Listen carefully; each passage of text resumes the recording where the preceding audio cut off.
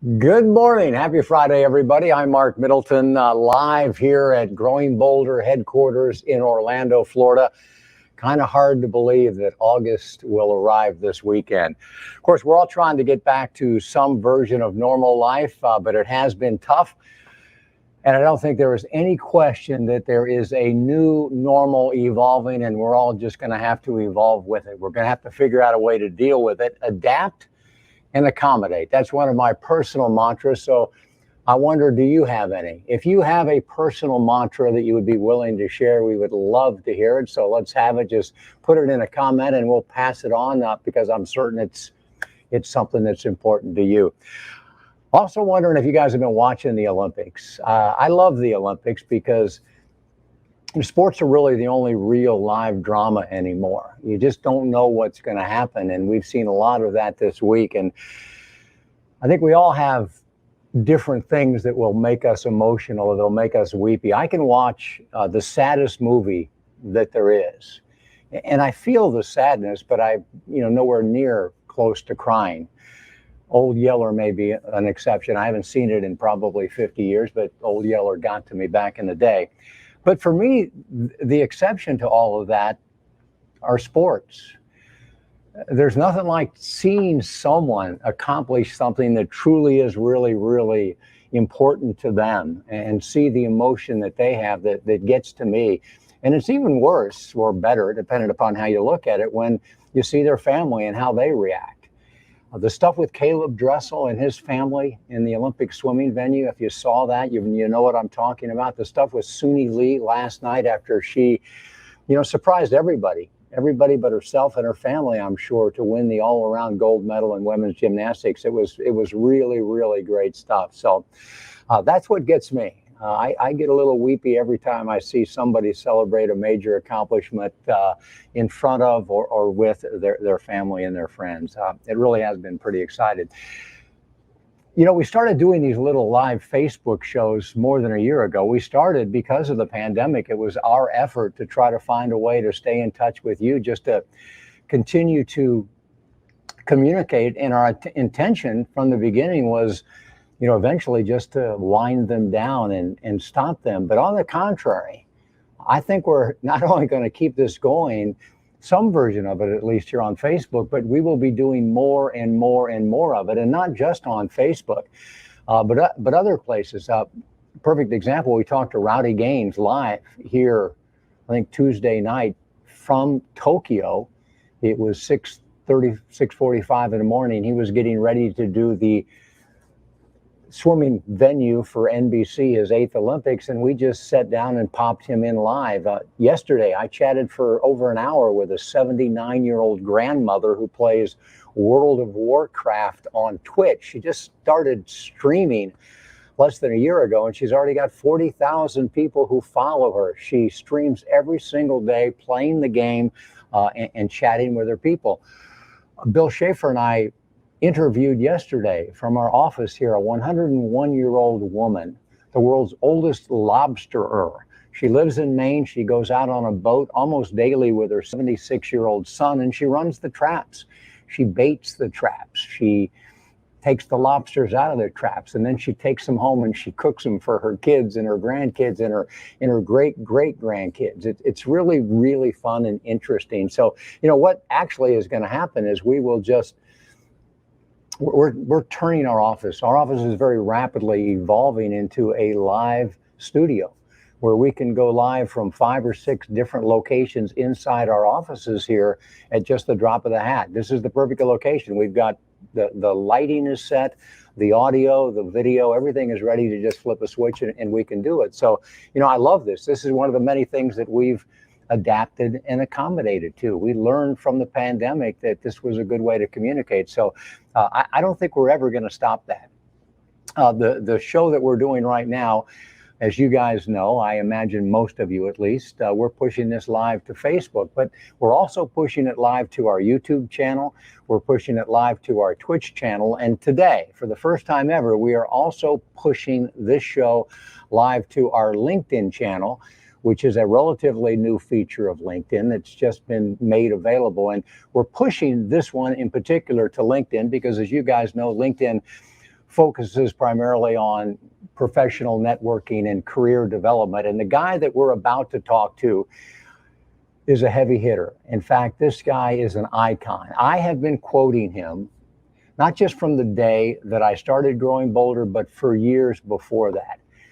His insights, his research, they have helped us understand the challenge and the opportunity of our business mission here at Growing Bolder, which, as you guys know or should know by now, is truly nothing short of changing the culture of aging worldwide for all people for all time. What we're talking about isn't just about trying to help older people. It's about trying to inspire younger people to know that more is possible, that it's never too late to reinvent yourself, that you can never stop believing that you can make the rest of your life the best of your life. I said this in a post this morning as I was encouraging people to join us for this interview, that I really kind of hate the word visionary because it's thrown around so casually, and so many people want to claim it for themselves. Oh, I'm a visionary this and I'm a visionary that. But this guy really is the real deal. He lives in Northern California, but he was actually here in our offices in Orlando recently to brainstorm. Let's just say to brainstorm about some shared passions, and we'll leave it at that for now. But we did take the opportunity to sit down and have a great conversation with Dr. Ken Dychtwald. We are both excited and honored that the man himself is in our office today. Ken Dychtwald is and has been for more than 40 years now the world's #1 thought leader and influencer when it comes to the cultural, the social, and the business implications of global aging. Ken is a psychologist, he's a gerontologist, a sociologist, an entrepreneur, a filmmaker, and he's the founder of AgeWave, which is a renowned think tank and consultancy where he has been engaged by literally half of the Fortune 500 companies. To help them understand how to speak to and how to market to the most lucrative and the most underserved demographic of all time, older adults. Ken, welcome to GBHQ. It's thrilled to have you here. It's great to be with you. Good to see you, Mark. First of all, let's start with this. Your 18th book, and I think it's fair to say your most personal book of all. It's called Radical Curiosity, One Man's Search for Cosmic Magic and a Purposeful Life. And I know what curiosity is, Ken. What is radical curiosity, and how has it defined your life? Well, here's what happened. A couple things occurred at the same time. One was my dad passed away about 8-9 years ago, and I don't know what it's like for everyone else when a parent dies. And I was in a pretty good place with my dad, and I was with him the night he died, and we were on good terms. But I kind of felt a lot of stuff rumbling around inside of me afterward, and I thought, I want to make sure that I've gathered my lessons and my stories to pass on to my own kids, because I might have 30 more years, I might have 30 more days, who knows. And our company was doing research on inheritance and legacy. And one of the things that struck me was that back in the 15th century, a number of the religious traditions believed that every person should prepare a material will, and that's, I have this stuff and this is where I want it divided and given to generations to come. And then they also had what was called an ethical will, which is kind of a strange phrase, but ethical will. And the idea of the ethical will is that it's up to each of us to take the stories of our life and gather them and the lessons we've learned and try to make sense of them. And think about how you might pass them to your children and their children and maybe even generations that you never meet. And when I started gathering these stories over a number of years, I met with a publisher. And he said to me, you know, the driving force in your life is curiosity.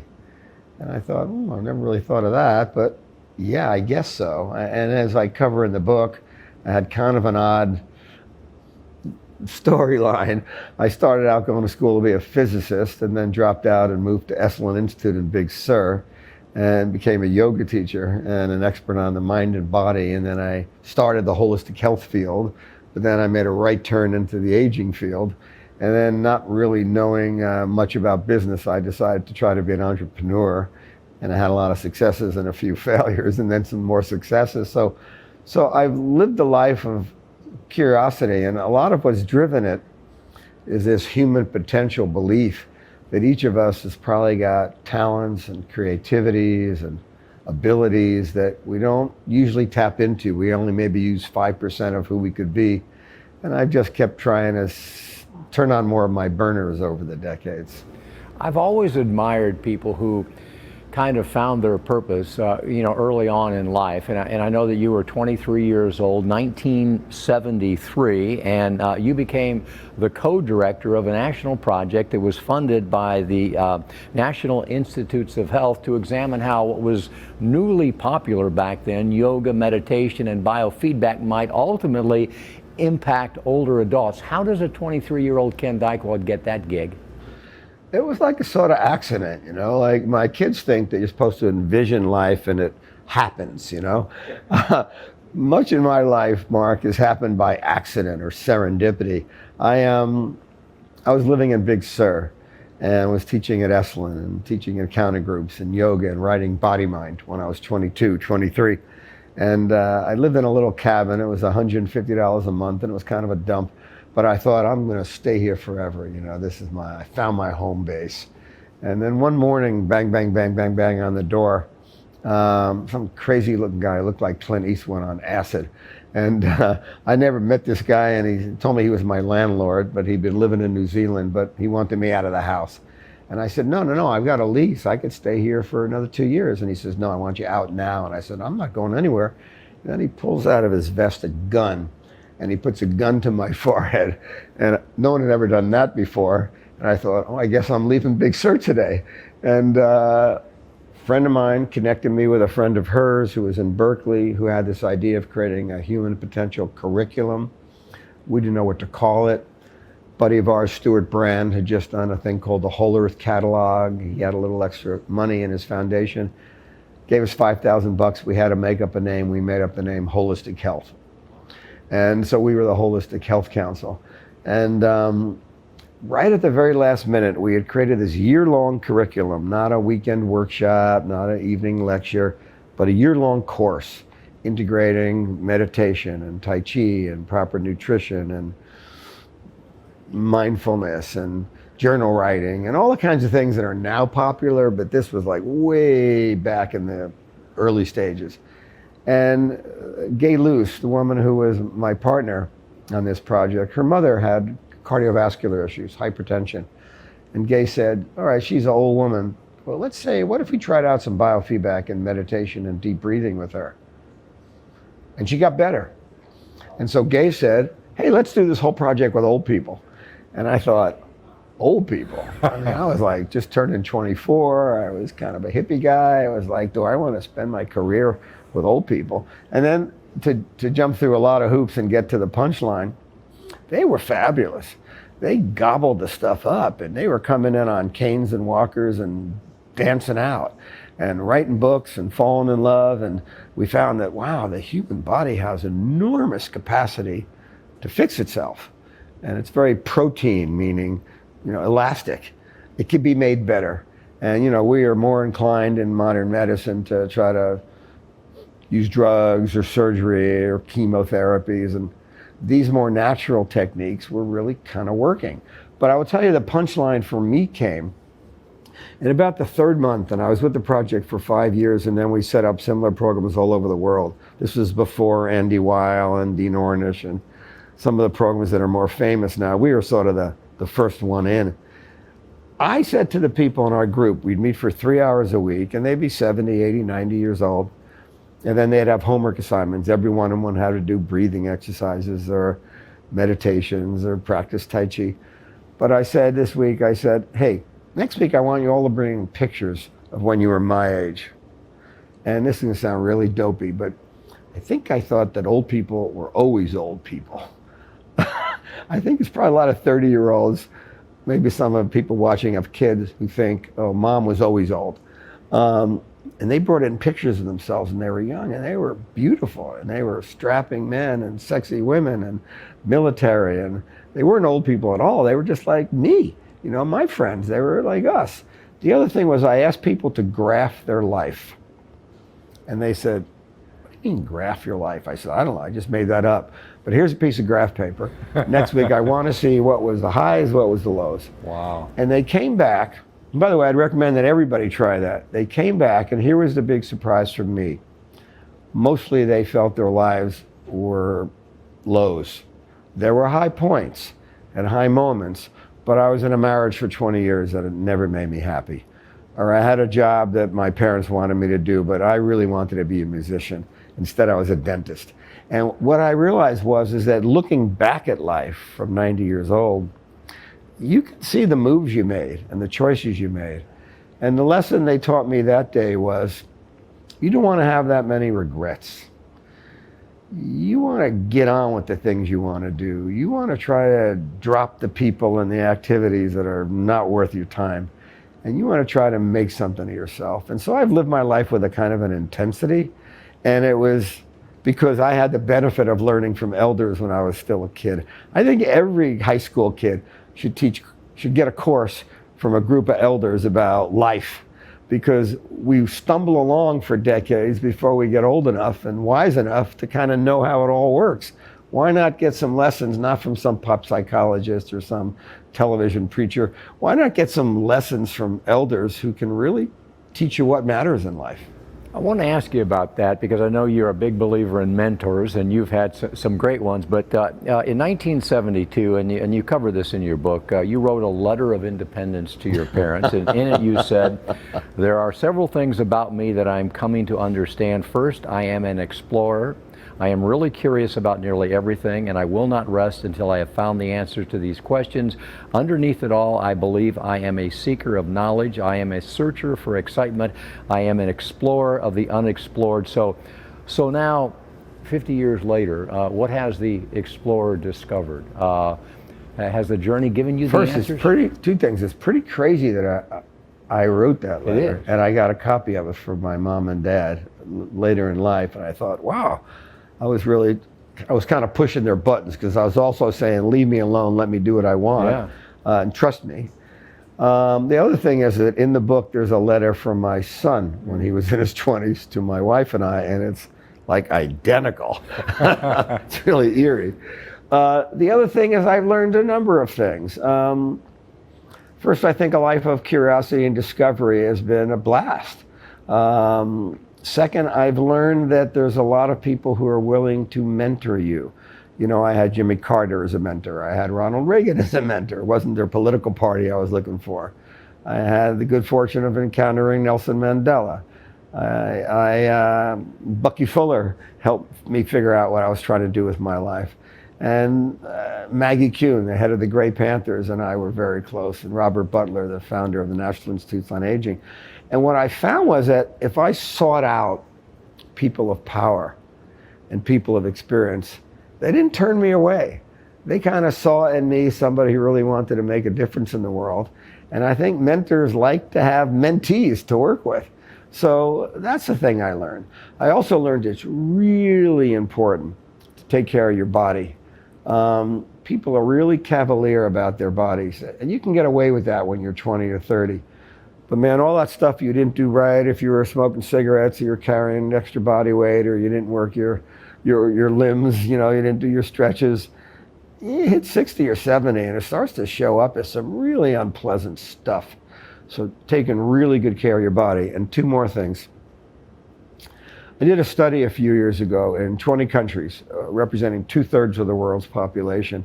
And we asked elders, what was the principal ingredient in a healthy longevity? And I'm telling you, it didn't matter if we were in Brazil or Germany or Indonesia, the same answers came back.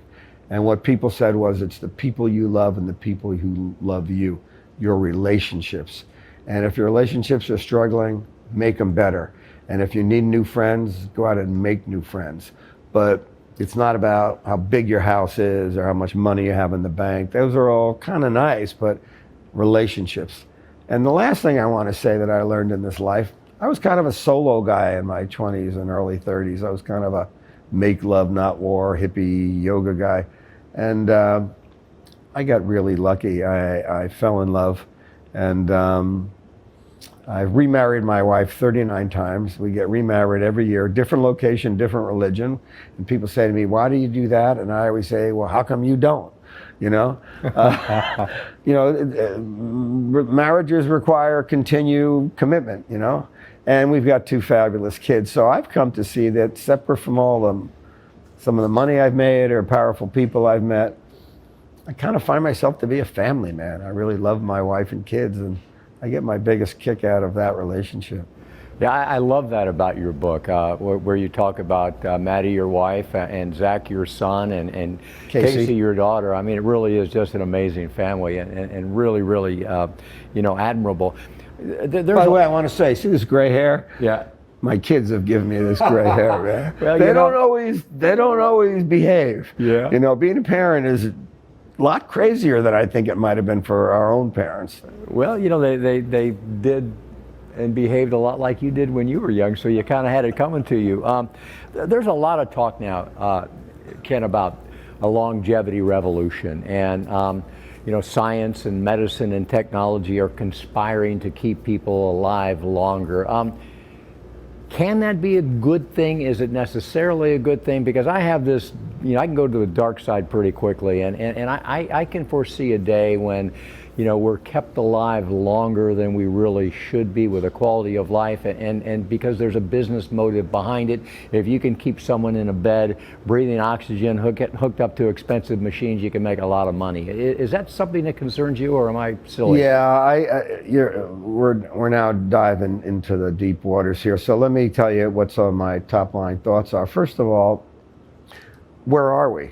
Humans been around, let's say 100,000 years. Throughout 99% of that time, the average life expectancy has been under 18. Now, some of your viewers are going to say, that can't be true. There have been 50-year-olds and 70-year-olds. Yeah, but not many at all. Lots of people died in the first months of life. Life expectancy was very low because of medical breakthroughs in the 20th century, antibiotics, polio vaccine, public health, pharmacopoeia, self-care. Living to 80 or 90 today is kind of normal. And whoa, nobody would have imagined that a century ago.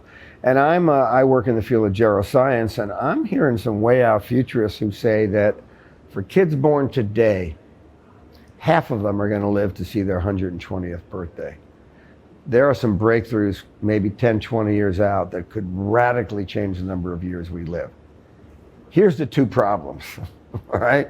One of the problems is we got to match health span to lifespan. I mean, if you're going to live 100 years, but you're going to have Alzheimer's for 33 of them. Yeah. Not for me. Or if you're going to live 90 years, but it'd be in terrible pain for 22 years. No, we gotta live a long, healthy life. And frankly, I think the abundance of health is more important than having extra years. The second thing is, what the heck are we going to do with ourselves? This might sound a little bit peculiar to you, but I've been studying this now for 47 years. That last 10 years, the average retiree in America watched 47 hours of television a week, and only 24% of the retired population did any volunteering at all. So what we've got is we got a whole lot of people living not just a couple, 3, 4 years in retirement, but 20, 30 years, not really making much of themselves. And so I'm an old human potential guy. My feeling is, man, when you think of all the potential, creativity, contribution, emotional intelligence, volunteerism, mentoring that our older adults could be doing and still have plenty of time to goof off and take wonderful trips and play golf. I'd like to see a better version of maturity and aging in which older people weren't, okay boomers, weren't just kind of grooving on their benefits and pensions and living the life, but we're playing a more active part in their communities. Amen. I was surprised in your book how amazingly candid and vulnerable Ken Dychtwald is when it comes to your fears about growing older yourself, your fears about suffering, your fears about losing those you love, your fears about dying. Has working in the field, studying older people, seeing the trajectory of life made it easier for you to think about those kinds of things, or more difficult? Well, first, let me say I've lived my life, as a public speaker and as a so-called expert. So I've gotten to meet all the retired presidents and all the retired generals and all the pop psychologists and all the best-selling authors. And most people are con artists. I mean, they may be good people, but they're not telling you their truth. They're putting something out. It's supposed to look good. I decided in this book that after 17 other books, I needed to come from my heart. And I was always the youngest kid in the room. And now I'm 71. So I'm an elder.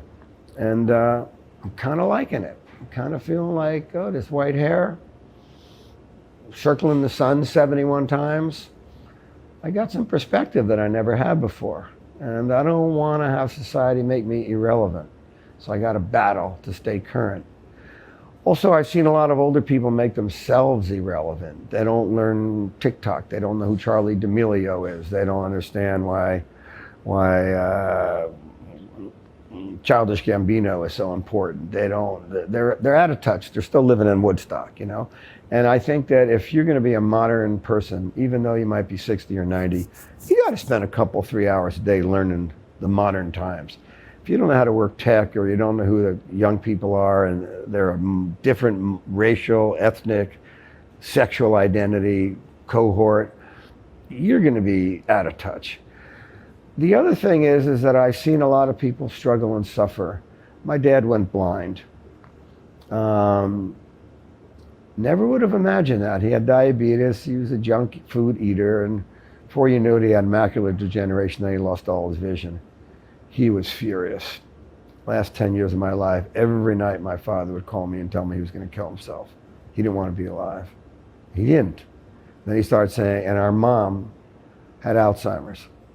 Who would have imagined that this beautiful, wonderful, loving human being would have to wear a diaper and would be walking into the wall and didn't know who we were. And so the two of them were talking about, my father's talking about, maybe we should just take ourselves out. And I thought to myself, I thought of an example, and I won't go too crazy on you, but so in my hippie years, I went and visited my parents one time. I was living in Allentown, Pennsylvania for a few months, and I had a motorcycle.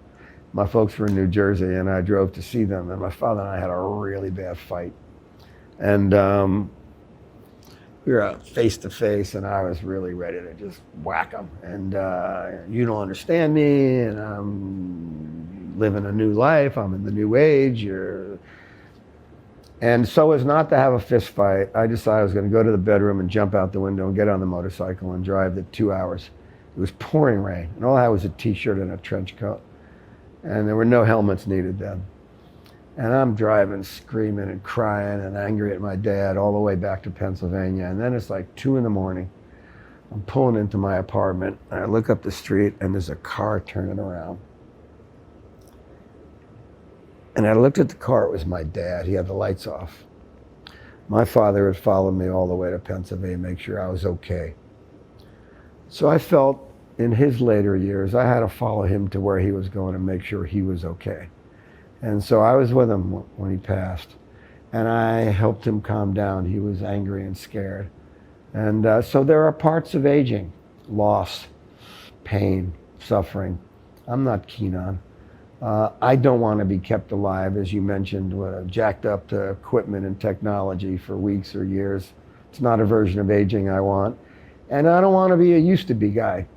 I meet a lot of people who, oh, this is what I used to be and now I'm a nothing.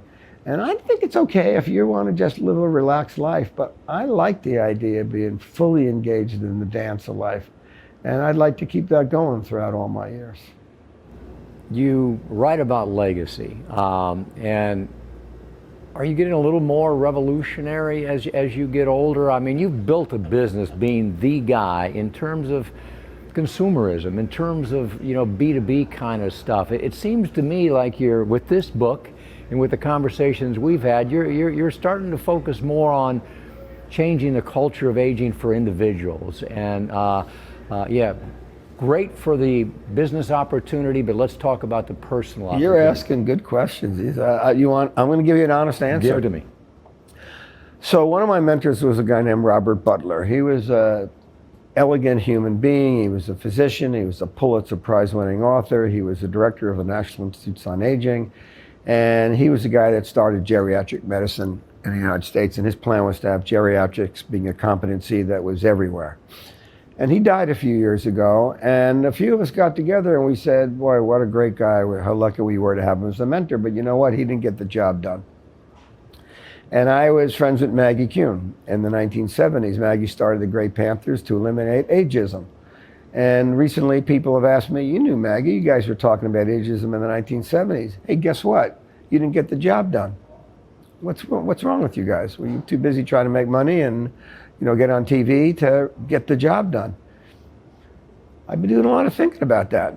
I feel like I'm at an age now where it's kind of gloves off. I'm really tired of the TV commercials that are really nasty and make older people out to be buffoons. And guess what? I'm an older person now. You got to deal with me. And I'm really tired of the fact that, people, don't want to be older. Oh, we got to be anti-aging. We want to be young forever. It's no, man, you don't want to be young forever. It's like if my 31-year-old son said to me, Daddy, I'd still like to be 4, I'd take him to a psychiatrist.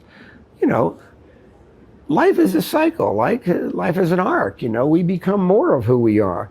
And so I feel like I'm fighting harder now than ever before. I feel like I can sort of see the clock watch on the wall, the clock's ticking, and I don't know how much more time I've got, but there's some things I'm trying to get done. Trying to get a more positive image of aging out there, accepted. Gotta wipe out this ageism stuff. Now, is it as bad as sexism or racism? Probably not. But it's still nasty that, that just because you're 60 or 70, you don't see yourself represented in TV. If you're in a movie, you're some kind of goofball old uncle, We got this thing wrong. And the other thing is that I think that we need better relationships between the generations. I think those of us who are older need to be more connected to the young, both because we can teach them a little bit of what we've learned, and also I think there's so much to be extracting from young people, their music, their beats, their sounds, their passions, their fears, their hopes. That's the way it ought to be. And so, yeah, I'm going to bat against the medical system. I'm going to bat against the advertising community. I'm going to bat against the financial industry. I'm going to bat against a lot of these people who used to be the folks. By the way, they're still hiring me. But yeah, I feel like it, kind of gloves off, bare knuckle brawl. And feel like I've earned it. Love to hear that. Let's wrap it up there. Ken, thank you so much for your time. His book is Radical Curiosity. In fact, Michael Murphy, who is the founder of Esalen, says it's Esalen, in fact, was the mecca of the sort of the mothership of the human potential movement. The mothership of it all. And he said, quote, it is a modern day Siddhartha story, which of course is a story about a man's journey to self-discovery. And but folks, this is not just any man. And when you read the book, you will totally understand that. And I want to say that all of the earnings from this book, all of my earnings are being donated to Esalen Institute. So buy a lot of copies. Yep. It's not going to make me rich. I already am doing fine financially. It's all going to support this not-for-profit. It really is a fabulous book. Ken Dychtwald, thank you for your time. Good to be with you, Mark. It's good to be with Ken Dychtwald. And I think you see what I mean when I said early on, he is the guy. In fact, after we spent some time together, he looked at me and he said, I think we're brothers from another mother. And there will be more with Ken Dychtwald and Growing Bolder moving forward. Spending a few days with Ken and his team was really amazing. The good news is for all of us, the good news for our culture as a whole is that Ken Dychtwald is not done yet. In fact, I don't believe this guy will ever be done. The desire to make a difference runs very, very deep in Dr. Ken Dychtwald. His book, Radical Curiosity, is available just about everywhere, including, if it's not there right now, it will be there soon, the Growing Bolder bookstore, which you really should check out because it is unique. In fact, I think it's the only bookstore in the entire world in which you can listen to or watch an interview with the author. That's our rule. We don't put a book in the store unless and until we have interviewed the author. So check it out, growingbolder.com/bookstore, or you can just go to the main page at growingbolder.com and click on the resources tab. Our thanks to Dr. Ken Dychtwald for visiting Growing Boulder headquarters and being so generous with his time and his insights. And of course, our thanks to you guys for stopping by each and every week. So have a great weekend, and we'll see you right back here the next time something cool happens.